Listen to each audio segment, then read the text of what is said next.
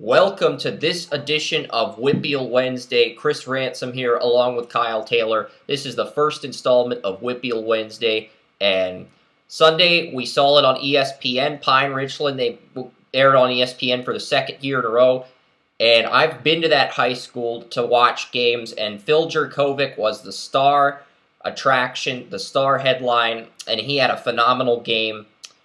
He went 14 for 20, had over 300 total yards, 6 total touchdowns, 3 rushing, 3 passing, just really clicked through the air, and he made the biggest jump in the rankings this week, going from number 15 to number 4. I know a lot of people are saying Justin Fields is the best quarterback in the class. I think he's the third best quarterback. I think Trevor Lawrence, who went 18 for 22 for Cartersville on Saturday, and Jerkovic are the two best quarterbacks in this high school class, just based on the tape I've seen so far.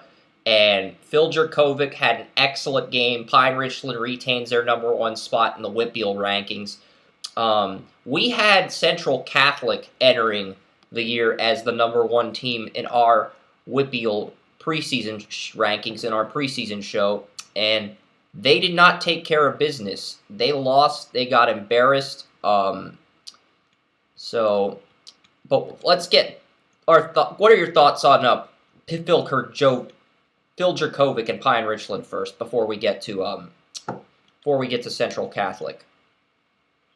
Well, I think Jerkovic had a outstanding first start of the season. Shows that he's coming off of that injury last year, 100% healthy and ready to go for his showcase senior season. On a side note, though, I think Raymond Falcone, receiver that's I believe committed to Pittsburgh, was sidelined in that game later on. So, he lost his number 1 target. I'm not sure how long he'll be out for, but that's a side note to drop down. Yeah, and I just pulled up the score. Cathedral Prep was a home team, and they hosted Central Catholic. They defeated them 40-7. Arguably one of the worst losses in Central Catholic history. And this was not a pretty game at all. I'm going to click on the thing and see what the stats were, if they even have any stats for this game. Like, the box score was 40-7. And Cathedral Prep just had everything going. They avoided turnovers. They played smart football. Joseph Mishler had 233 yards, 2 passing touchdowns, no turnovers, just really smart, decisive football. And they were in the zone. They were clicking. Everything worked for them, for Cathedral Prep. Nothing worked for Central Catholic. And Central Catholic, they were our preseason number 1. They were the number 2 consensus preseason team, but they've dropped all the way down to number 5. I'm not sure if that's justified or if they just played a superior team. I honestly feel it's a little too early to move them down to number 5. I'd put them at 4. I'm not sure how I'd feel about NA at 2 at this point, but the consensus is that North Allegheny is now the number 2 team after beating somebody in West Virginia, after beating Morgantown High School and shutting them out at Newman Stadium. There's a consensus that they are the number 2 team. Yeah, I think that what we have to look at is Pine Richland and Cathedral Prep. They're taking care of business against great teams, and now maybe that could be the preview of the first weekend of the state playoffs. So we thought it would be Central Catholic there, but maybe time will tell. But that that was shocking to me with all the talent that Central Catholic has. It's going to go into the next level. I was surprised that they didn't show up. And here, Cathedral Prep might be the best team in the state. Never have Pine Richland on beat.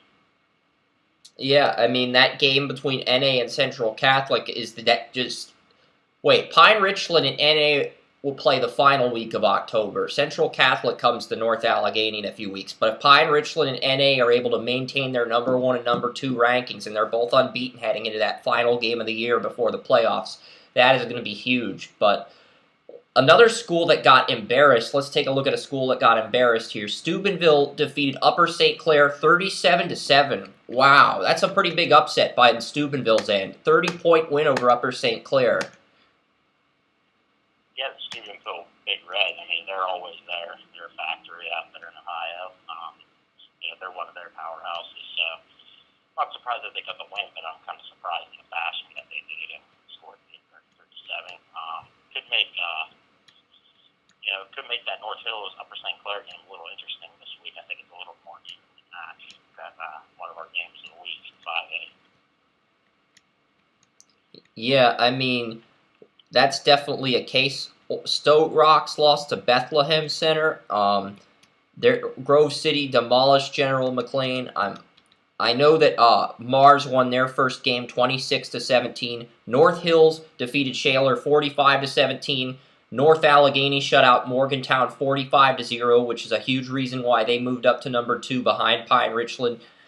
So North Hills is already 1-0. The other school is 0-1. Chartiers Valley lost to Peters Township. Mount Lebanon defeated Fox Chapel 32-27, and Fox Chapel and Mount Lebanon really went at it in this game. This was probably the closest game and the most exciting game in Week 1 when you consider that Mount Lebanon was Fox Chapel at Mount Lebanon. This was a game that could have gone either way, and the fact that it was this close really says a lot as Mount Lebanon ends their year. Aiden Kane had 11 receptions, 227 receiving yards, and 3 receiving touchdowns in the win for Mount Lebanon. And while Seth Morgan did go 18 for 35, 4 touchdowns, 1 pick, it was Kane who had 227 of those 283 yards receiving. So Aiden Kane had a huge game. And I believe he's a future commitment to Pitt, but he averaged 20 yards per reception. Just really dominated in this game for Mount Lebanon. And what are your thoughts on Aiden Kane as a potential riser for Mount Lebanon? Well, I love it. I think him and Raymond Falcon were the two ones who impressed me the most in the receiving category. Kane, he came out of nowhere. We knew Falcon, what he had to offer, but we didn't know much about Kane.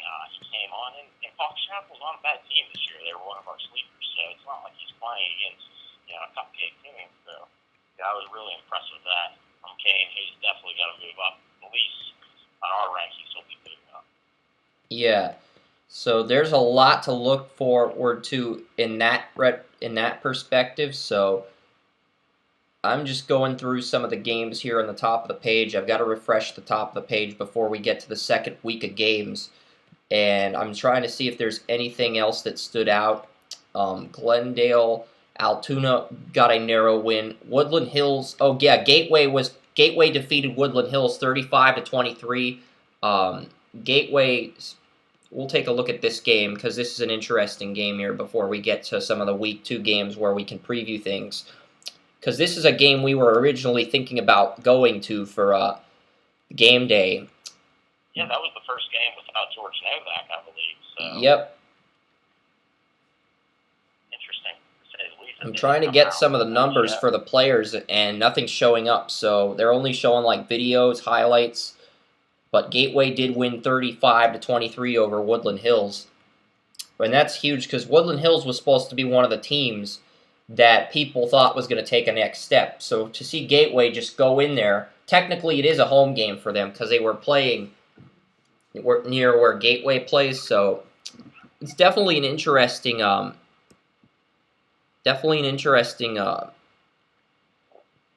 result there.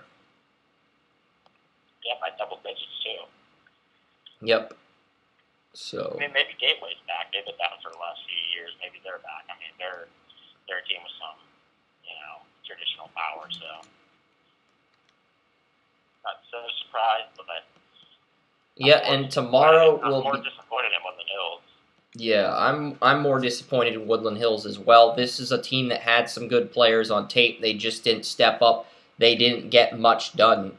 Some of these schools in Philadelphia are starting at like 10 a.m., noon. It's ridiculous how early they're starting their games on Friday. So it's like, yeah, I guess they get out of school early or something. I don't know why they'd start those games at the time. Owen J. Roberts and Great Valley are both 1-0. next week. I think those are both schools in the Philadelphia region of the state. Yeah, I think those might be the private schools. That's why they might be playing early. Yep. I know we're on to week 2, and there is some things to look forward to in this week, like the Upper St. Clair North Hills game, which gets a little bit more interesting now, mainly due to North Hills winning the way they did with their shutout win. I don't know if it was a shutout win. It was 45-17, and then you had some of these other. Then you had Upper St. Clair lose by 30 points to Steubenville in Ohio. I think it shows there's a lot of parity in WPIAL this year, but they might not be as good as other conferences outside of the WPIAL. That's kind of what it looked like to me in week 1. That's definitely what I see in terms of there might be a little bit more parity, but nothing too egregious or over the top in terms of stuff that could be there. And this week you're going to have a few other games. Still looking through these games here. Sierra Catholic faces Brentwood. They're both 1-0. There's a lot of games between different schools.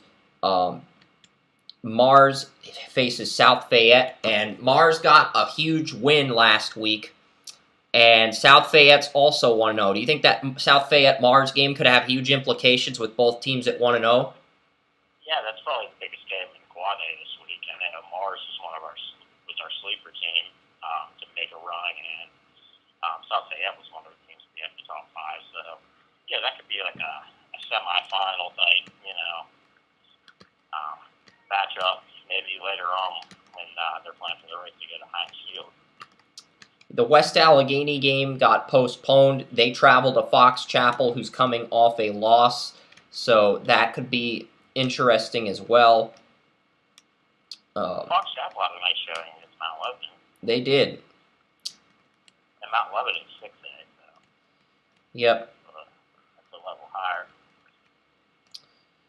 Yeah, and Newcastle lost their first game. They host Montour this week, so that's a game that they're going to have to win. They're going to have to bounce back if they want to salvage their season, because I think a lot of people expected Newcastle to win their first game at home, but they lost. So now they're sort of in that point where they're on the bubble and they really need this win to save their season. Yeah, I think they're a better team than Montour, so they really come out and win this game. It's the win call. Yep. North Allegheny goes to Bethel Park. Bethel Park has not played a game yet. This is their opener. Thomas Jefferson's... Wait, let's go ahead. I was going to say, that NA at Bethel Park game is very intriguing to me. I think Bethel Park, they could be a team that makes a surprise on Heinz Field. So, at Bethel Park, I mean, I think that's the best game of the week in 6A. Are you sure? There's some other games this week. Mount Lebanon faces Pine Richland, and Mount Lebanon has that receiver. Pine Richland has Jerkovic. That could be an interesting game as well.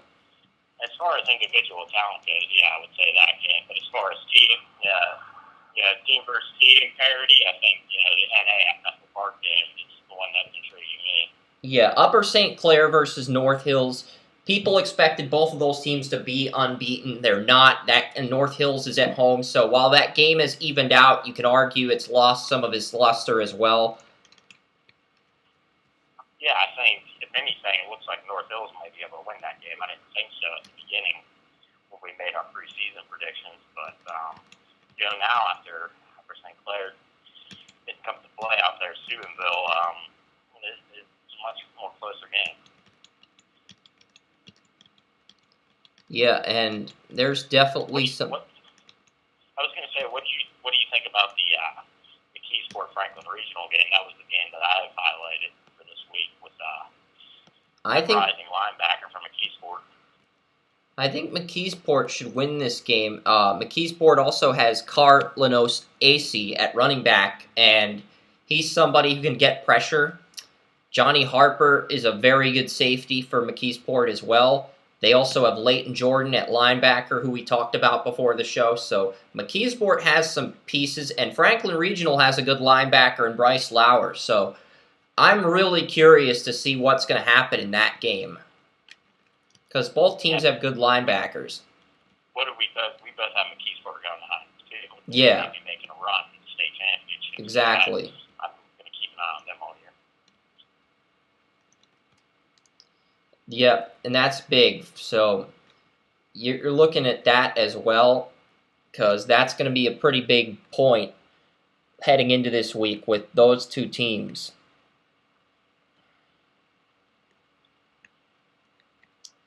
I mean, those are some of the teams that have to step up this week, and we'll see what happens, because that's going to be a huge game.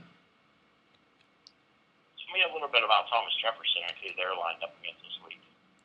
Thomas Jefferson gets a home opener, but I don't think that's the biggest game in 4A. The rematch of the 3A championship takes place at Aliquippa this week, too. Beaver Falls goes to Aliquippa. The rematch, that takes place this week, too. Wow. That's 3A, I believe, right? Yeah, Aliquippa. I think Aliquippa is going to get revenge, but there's talk about them moving the stadium, and we'll see what happens for what's going to happen now, because I'm really curious to see what's going to happen. Where were they talking about moving that game to? Do you know?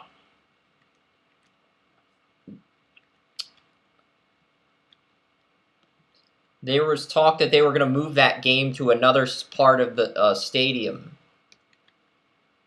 Okay. But I think Aliquippa is going to get their revenge on Beaver Falls. I agree, too, I think. I almost thought it was a little fluky that the Beaver Falls would have went to the title game last year. But you throw out the records and the statistics when you have a rivalry like this. So, looking forward to that one. Yeah, I mean, it's going to be interesting to see what happens now, because you're looking at a lot of key matchups here. Steel Valley is now the #1 team in 2A, according to most. Clareton is #1 in single A. Aliquippa is...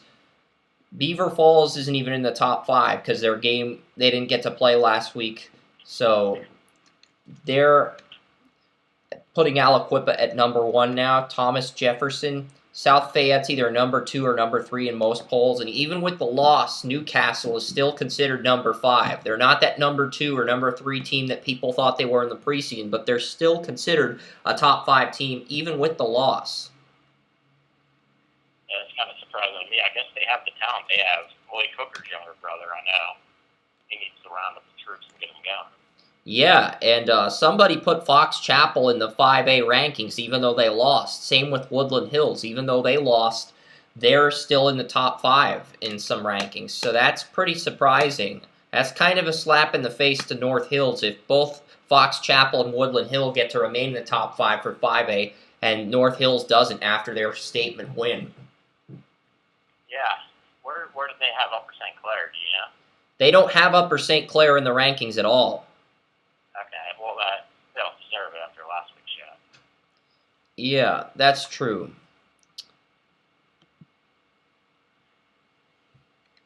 I mean, I guess North Hills, I was wondering, about the thing. I guess North Hills could propel into the top 5 with the win over Upper St. Clair this week. That could put them in the 4 or 5 spot.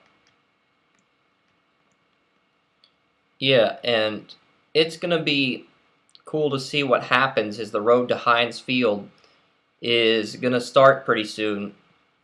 But this Pine Richland team is one of the deepest Pine Richland teams I've seen in years. And they remind me of that team that won the state title a few years ago. And I could definitely see them making another run this year. Yeah, I believe they won the state title when Neil Walker was there. Yeah, they did. And He was the running back. Yep. Yeah, it reminds me a lot of this team and when Ben DiNucci was, under the helm years ago, quarterback. Oh, yeah, and Upper St. Clair versus North Hills is basically one of the games of the week. So that's definitely something to keep an eye on with news and different events this week.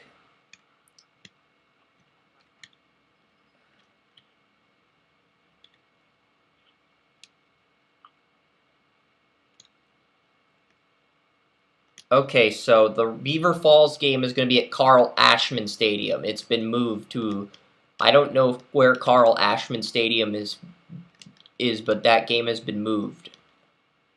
Beaver Falls. Okay, I believe it's a bigger venue, so that might be accommodating for a large crowd for that one.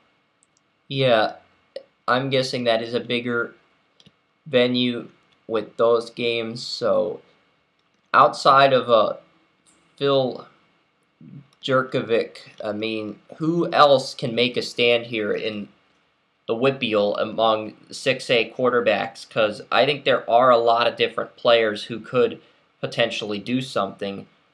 I'm looking mainly at Troy Fisher out of Central Catholic as that one player who can probably challenge him in terms of the best game manager in 6A outside of Jerkovic. I would think that he would be that player. I don't know if they've updated the student section rankings from last week, so I mean, some of the games. I don't believe they have.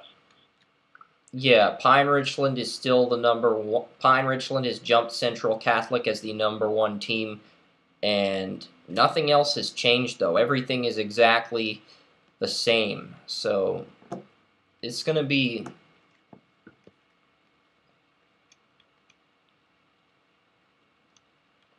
Did Mount Lebanon move to the top 5 by chance? No, they did not. Wow, that's surprising. Yeah. I mean, Troy Fisher's probably the best quarterback in 6A outside of Jerkovic, but most will say there's probably a drop off between those two after that point, and it's really going to be interesting to see if Brady Walker had a great game for Gateway, and James Stocker is also a good quarterback. So James Stocker is a senior for Mount Lebanon. We talked a little bit about him when we talked about Mount Lebanon and their receiver that's a riser. So there are a lot of players this year that could do something. I think Mount Lebanon could be a sleeper if they keep playing like the way they did moving forward. That Pine Richland Mount Lebanon game is going to be huge, but I expect Pine Richland to take care of business once again. I believe that's a rematch of last year's first round playoff game where Mount Lebanon threw that. Yeah. If that's a rematch, it's a revenge game. Everything's out. Before we wrap things up, what game in September 1st are you looking forward to seeing the most this week? I believe NA at Bethel Park.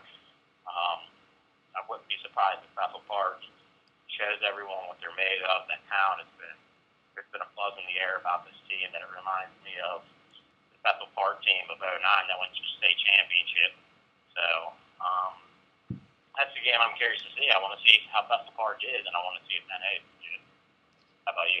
Yeah, and there's James Gamitter, the defensive tackle for Bethel Park, he is a 2018 recruit, and Bethel Committer, NA's got an offensive line with some guards, but they're going to have to game plan around Gamitter, so that's going to be interesting, and Bethel Park has a guard as well, so I'm going to be interested to see who wins that matchup between James Gamitter and North Allegheny's Derek Devine, because that's going to be an interesting matchup.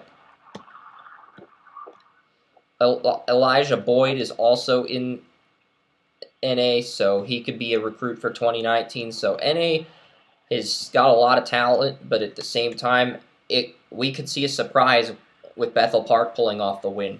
I think the game to look forward to the most is Upper Pine Richland and Mount Lebanon. I think that game has a lot to offer. I still think the game of the week in 3A is Beaver Falls and Aliquippa. There's a lot on the line for both of those teams, so I would say that's the game to watch in 3A because there's still a lot that needs to be sorted out with those two teams. the 5A game of the week's got to be North Hills and Upper St. Clair, even though it's not as good as we hyped that game up to be at the beginning of the year. I would agree with you on that. I think if anything, it's going to be a closer game than we thought. Maybe the teams aren't as good as we thought, but it's going to be a closer game. Yeah, I'm thinking the 4A game of the week is going to be South Fayette versus Mars, because South Fayette and Mars are both unbeaten. That game actually has some substance now, with Mars having home field after getting a win on the road. I 100% agree with you. I wouldn't be surprised if this is a 4A title preview at Highfield. I would not be surprised. Not at all. And some of the teams that need to bounce back this week, we'll look at that really quickly. The 6A team that needs to bounce back this week has to be Central Catholic for obvious reasons. There's too much talent there, and the fact that they're 0-1 sort of a slap in the face when you consider all the other schools that are gaining that ground, that traction. 5A, I'd have to think it's Woodland Hills. They lost to Gateway, they got embarrassed, and they need to redeem themselves. Newcastle's probably the team in 4A that needs a win more than anyone else at the moment. And 3A, I'm not sure who the team in 3A is yet. I don't think anybody in 3A has lost or taken their foot off the pedal yet. Yeah, I would agree with you. They didn't really have much action last week. So there was a lot of five in 3A last week, so they're kind of just getting going this week. And it starts with the best rivalry in 3A. If you follow the college football.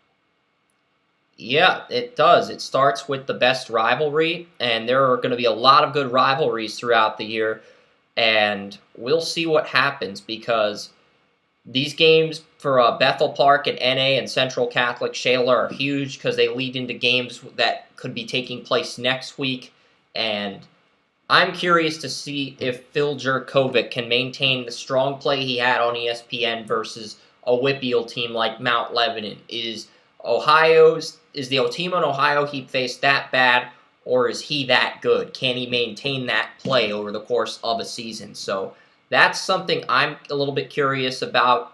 So for Chris Ransom and Kyle Taylor, this wraps up the first episode of WPIAL Wednesday, unless you want to take a few minutes to look at some of the preview high school players that made our Draftopia page before we wrap up the show. We can talk about. We talked about Jurkovic and Marcus Hooker. They're both in the top 40. Jake Cradle out of Butler High School is still. Butler didn't play last week. He's 6'4", 290, future Pitt commitment. And then you've got Devin Danielson, another player we're pretty high on, as a player. We're gonna have to rise Kane up, I think, to that list. Yeah, and Raymond Falcone. Falcone is definitely a riser for certain, and Quantel Rains out of Aliquippa is the player who is number 40 on our rankings.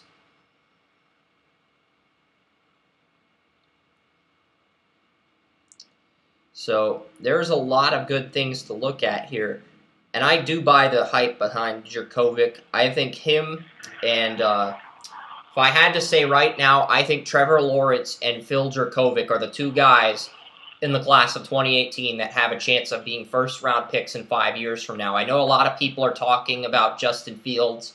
I don't see it with Justin Fields yet. He still needs to show me he can do more, even though he had an impressive junior season.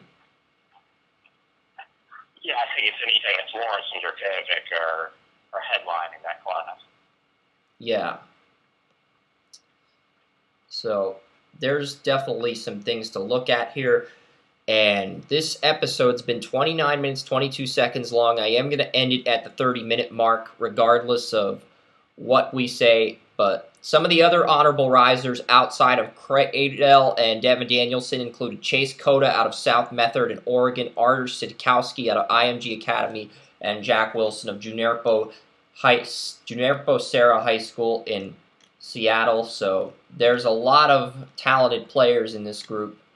And the other big riser was Asante Samuel of St. Thomas Aquinas. I watched that game on ESPNU. It was pretty good. So for Chris Ransom and Kyle Taylor, this wraps up the first episode of WPIAL Wednesday.